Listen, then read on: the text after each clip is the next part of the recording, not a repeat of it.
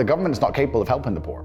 And this is why it's so important as a person you take personal responsibility and understand you're living in a world where the matrix can be cracked, you can make a bunch of money, but you need to take responsibility and do it. I refuse to accept that there are people out there who cannot become happy, contented individuals. I refuse to accept we live in a world where God has created people who, no matter how hard they work and how good their life becomes, can't be happy. I don't accept that. I accept that the universe is a very giving place and that God loves all of us. And if you try your best and you work hard, you can become a better person. I'm telling the younger generation that if they don't get up and work hard and make sure that they're important, that the world's not going to give a shit about them. 99% of my content was aimed at men, telling them the truth, saying that as a man, you're born with no inherent value. You have to become important. You have to go through some pain or go through some suffering to make people care about you. Otherwise, you're not going to matter. As a dude, if you walk into the party and you've put no effort into your life, nobody gives a shit. Nobody cares about you. And every man out here knows. And one of the great things about the masculine journey and masculinity is that we've all lived a semi-similar story.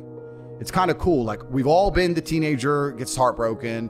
We've all been unimportant. We've all worked hard and then started to get some clout. And then we've all kind of lived the same kind of journey. So I say to everybody out there, yeah, if you don't follow that path and follow that journey and in one way or another get to the top, whether it's fighting, whether it's comedy, whether it's musician, whatever it is, if you're just going to stay somewhere near the bottom and then at the age of 44, email me saying I'm depressed, well, of course you're depressed. You're a loser. Yeah. But that was your choice because you have to build yourself as a man. And if you decide not to build yourself, then your life's going to suck.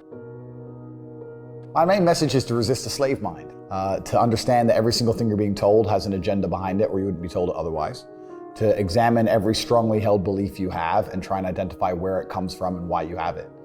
I sit and argue with people, I discuss things with people, and they so fervently believe a point. And I say, why do you believe that so much? Like, do you have personal experience? No, but I saw the news. The news told you X, and now you are desperate. You will sit here for hours arguing that point. A lot of people are completely empty vessels ready to be programmed. And I try and tell people, listen, to just stop for a second and understand that the things they're telling you to believe are not necessarily for your benefit. The people who make the rules don't make the rules for the benefit of everybody. They make the rules for the benefit of the people who make the rules of the game. So telling people to resist a slave mind and just be critical thinkers, keep their brain open, pay attention to things, be perspicacious, that's the general theme. And it doesn't matter whether you're left, right, liberal, man, woman, etc. It's just think for yourself. That's the general message. I believe men and women are a beautiful union. I think we're slightly different, but when we work together, we're the most powerful force in the world. And I certainly believe that men and women, when they work together, it's the most beautiful force on the planet.